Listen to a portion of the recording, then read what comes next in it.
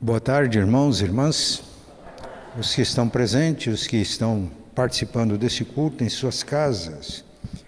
Hoje é a última terça-feira de 2021. Durante todo o ano, nas terças-feiras, nós oramos, jejuamos, pedindo uma jornada feliz.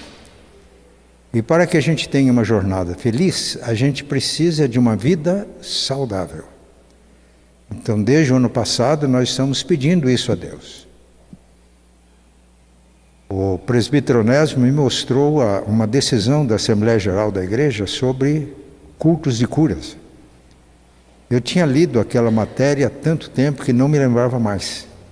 Mas eu li a matéria e percebi que nós estamos fazendo de acordo com a orientação que a denominação já estabeleceu para esses cultos. E a orientação é essa, que nós devemos orar para que Deus nos cure o nosso espírito, a nossa alma e o nosso corpo, porque nós somos assim. Por isso Paulo, escrevendo aos Tessalonicenses, no capítulo 5, ele disse: o Deus da paz conceda que permaneçam íntegros e irrepreensíveis no espírito, na alma e no corpo, até o dia do Senhor. Íntegros, irrepreensíveis no espírito, na alma e no corpo. Temos orado. Mas, quando entendemos e experimentamos a cura a partir do nosso espírito, isso tem reflexo na nossa alma e no nosso corpo. Quando estamos em comunhão com Deus, em harmonia com Deus, comunhão com o seu povo, nós temos condições de uma vida emocionalmente saudável. Isso tem reflexo também no nosso organismo, no nosso corpo físico. Então hoje nós vamos ler um versículo que fala sobre isso. Vamos ler apenas um versículo, no Salmo 85, versículo 10. Encontraram-se a graça e a verdade, a justiça e a paz se beijaram. Vamos repetir: encontraram-se a graça e a verdade, a justiça e a paz se beijaram. Paulo, escrevendo aos Romanos, diz: justificados pela fé, temos paz com Deus. E quando temos paz com Deus, nós temos paz com nós mesmos, porque o problema é que às vezes nós vivemos num conflito interior. Stanley Jones estava pregando numa igreja, ele falou que muitas pessoas vivem interiormente uma guerra civil.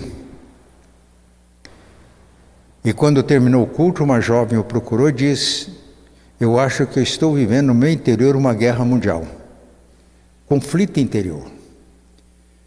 Quando nós nos reconciliamos com o Pai, pela fé, e a nossa salvação é pela graça mediante a fé, nós alcançamos paz com Deus. Isso vai refletir no nosso interior. Consequentemente, vai refletir nos nossos relacionamentos. Quando temos paz com Deus, temos paz com nós mesmos, temos paz com as pessoas no nosso relacionamento, temos paz com as pessoas, nós temos paz com a vida. Nós vivemos num mundo reconciliado. Isso é o significado do reino de Deus. Nós vivemos a realidade do reino de Deus quando nós estamos em harmonia com Deus. Em harmonia com Deus, estamos em harmonia, estamos sempre em casa. Esta é a saúde. Agora, o nosso texto mostra que, para que a gente experimente essa paz, é preciso que a gente tenha a experiência da justiça, a experiência da graça e a experiência da verdade. 4 palavras-chave: graça, verdade, justiça e paz. Quais são as 4 palavras? Graça, verdade, justiça e paz. A graça e a verdade se encontraram. A gente pode entender isso vendo o que está escrito em Gênesis capítulo 3. Nossos primeiros pais foram criados para viver em harmonia com Deus, em harmonia, cada um consigo mesmo, o casal, em harmonia com a natureza. Mas eles pecaram, desobedeceram a Deus. E por isso eles perderam essa paz interior, este relacionamento entre o casal. Mas Deus não os abandonou por causa do pecado, por causa da transgressão, por causa da desobediência. Deus continuou passeando no jardim. Aqui o jardim é para nós uma figura da obra, da criação de Deus, que tudo que Deus faz é perfeito.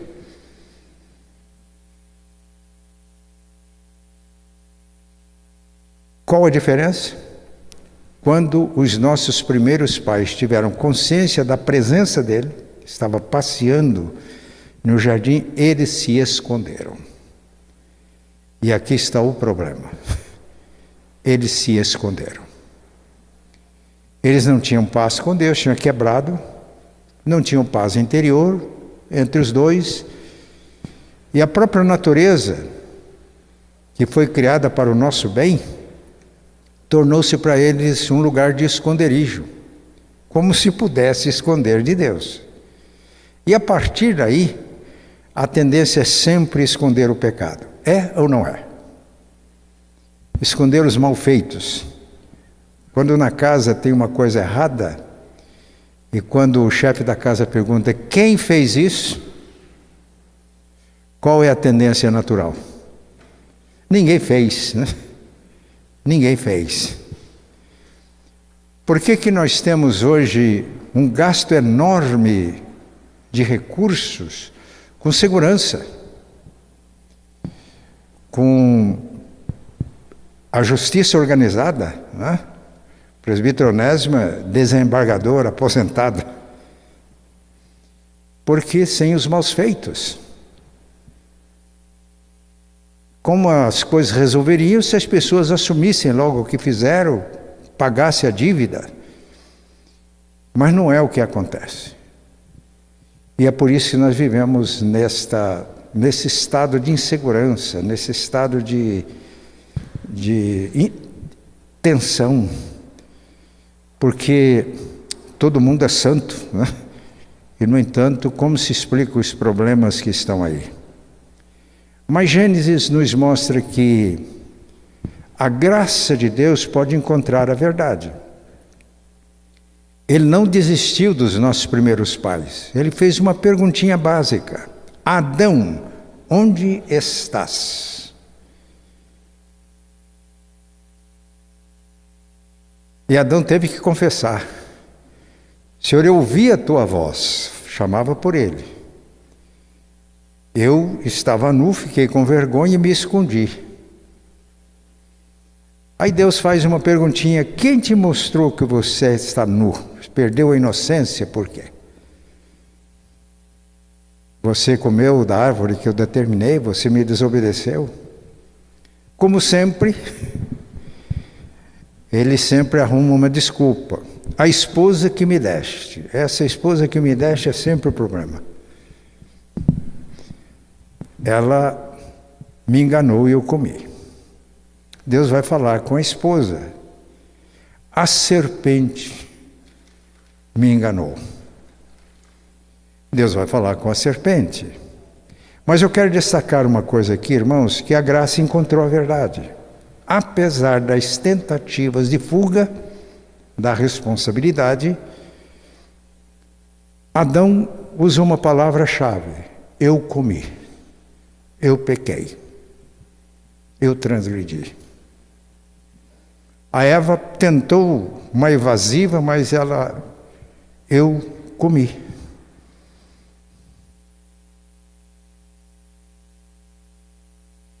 E Deus acerta a conta com eles. Mas depois que eles disseram, eu comi, a iniciativa deles para cobrir o pecado não funcionou.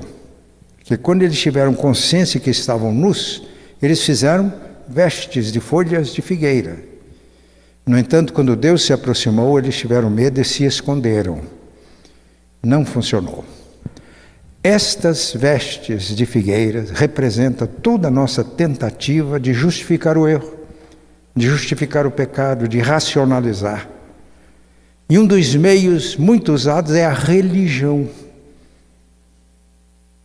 Eu estava fazendo visita para uma irmã, e ela tinha uma vizinha que estava presente, e ela me apresentou como pastor, e ela já disse logo, eu gosto muito da oração, mas ela disse tantas coisas, a gente já percebia que a vida dela estava complicada. A religião não vale nada, é veste de folhas de figueira. As nossas orações, as nossas devoções, quando elas procuram mascarar uma realidade, é demoníaca. Vestes de figueira. Mas quando eles falaram, eu comi, aconteceu uma coisa bonita. Foi Deus quem providenciou vestes para eles. Então Gênesis 3, 21 diz, e ele, Deus, depois que acertou a conta, depois que a graça encontrou com a verdade, que houve confissão, Deus mostrou as consequências do pecado, e a gente, até hoje, graças a Deus, né? Porque se não fossem as consequências do pecado, nós estaríamos eternamente perdidos. Deus providenciou, fez vestes de peles de animais e os cobriu. Quando é que a graça não encontra a verdade? Quando eu tento me cobrir. Quando eu tento racionalizar o meu pecado, quando eu encontro justificativas. Mas quando assumimos a realidade, assumimos a nossa verdade, a graça nos encontra. Deus é luz e não há nele treva nenhuma. Se dissermos que estamos na verdade e mentimos, não damos na luz, a verdade não está em nós.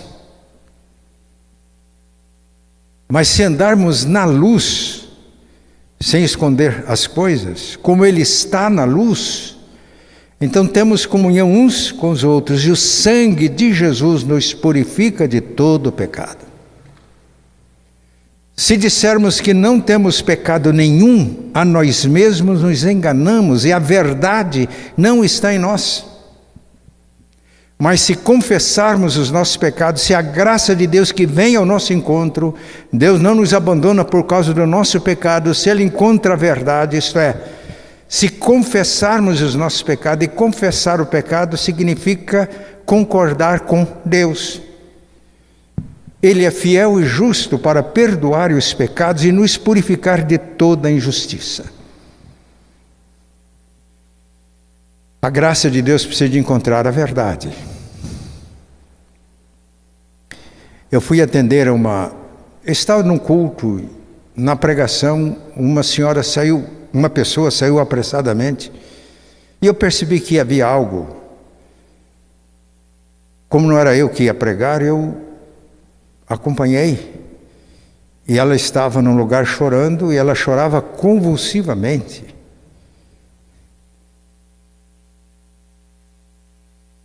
E eu fui conversando com ela, e eu disse, se andarmos na luz, como Deus está na luz, temos comunhão, e o sangue de Jesus purifica de todo o pecado. Se dissermos que não temos pecado nenhum, nós mesmos nos enganamos. Qual é o pecado? Ela teve uma dificuldade enorme, porque ela achava que não tinha perdão. E foi nessa hora, Deus me iluminou, porque eu nunca tinha feito isso. Eu disse para ela, você acha que o teu pecado é maior que o sacrifício de Cristo na cruz? Ela levou um choque e disse não. Então a graça de Deus encontrou a verdade. O sacrifício de Cristo é maior, creia. E o Espírito Santo foi trabalhando, e ela que estava chorando, numa convicção muito forte de pecado, olhou para mim e sorriu. Disse, talvez você tenha que acertar com pessoas também, mas o acerto fundamental é com Ele. Ele agora está com você. Os irmãos entenderam? Quando a graça encontra a verdade, a justiça e a paz se beijam. Porque não é a minha justiça, é a justiça de Deus realizada de uma maneira plena em Cristo, seu Filho. Foi por causa dos meus pecados, dos teus pecados, que Ele foi para a cruz. Não é... Isso é um negócio difícil de entender. O Filho de Deus não tinha pecado, se fez pecado por nós. E a morte de Jesus foi a morte vergonhosa. Por quê? Porque o pecado é vergonhoso. O problema aqui não é tanto a nudez física, é a nudez espiritual. Estarmos descobertos diante de Deus.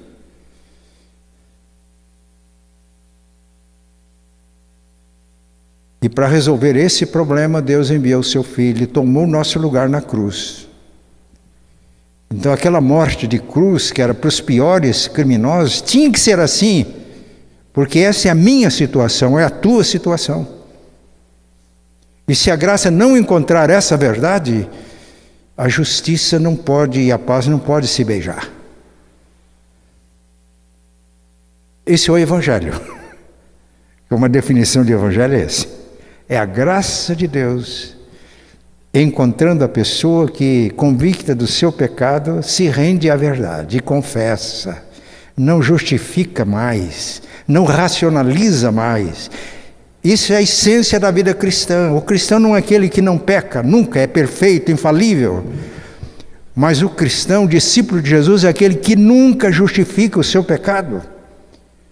Ao ter consciência do pecado, ele simplesmente confessa. Porque se dissermos que não temos pecado, a verdade não está em nós, mas se confessarmos os pecados, Ele é fiel e justo para perdoar os pecados e purificar de toda a injustiça. Seria uma grande injustiça do Pai com o Filho. Ele morreu por mim, eu confesso meus pecados e Deus não me perdoasse.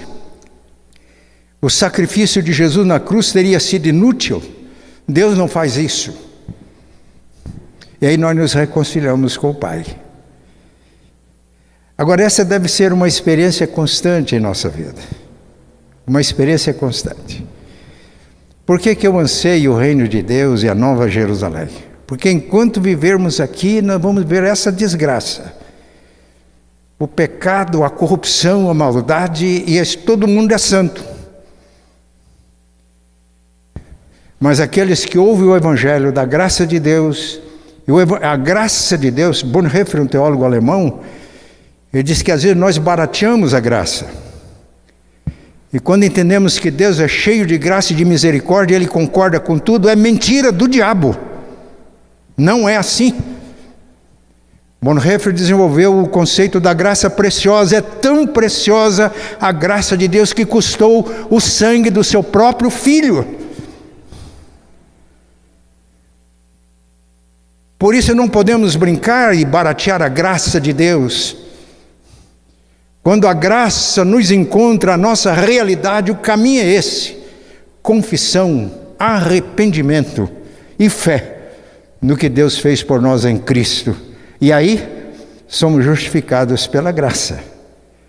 Justificados pela graça, temos paz com Deus por intermédio de Jesus. Por meio dele alcançamos isso. E aí, nos gloriamos, e Paulo diz agora, até nas tribulações, porque a graça sempre sempre precisa de encontrar a verdade.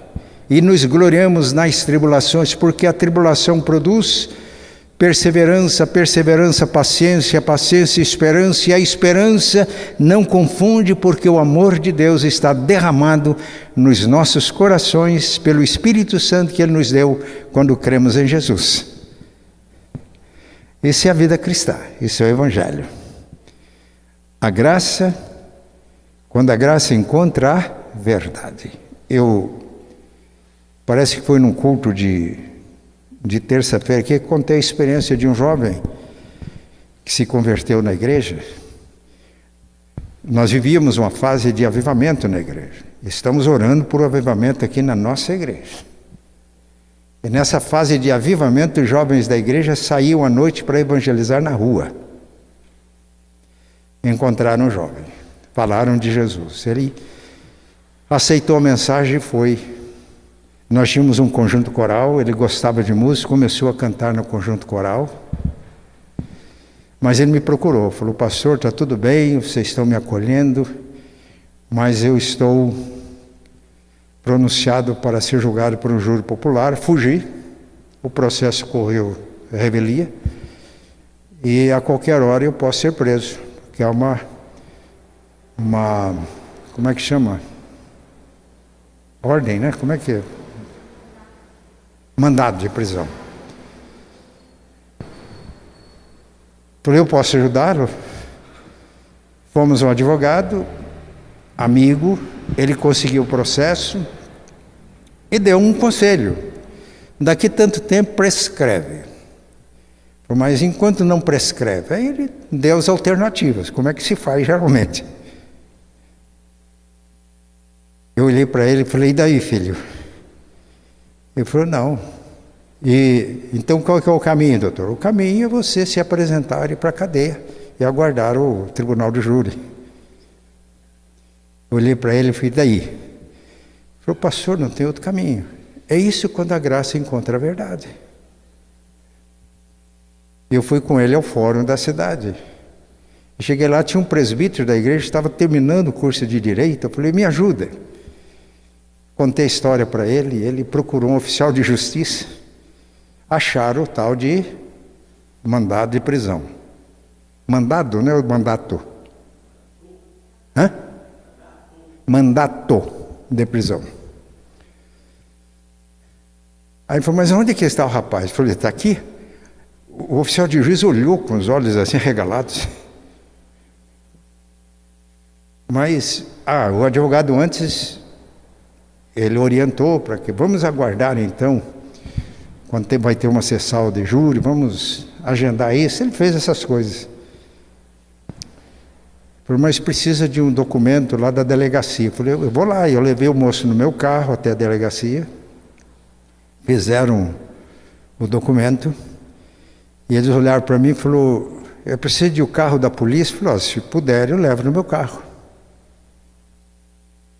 O rapaz foi no meu carro, fomos até a cadeia, abriu a porta, ele entrou.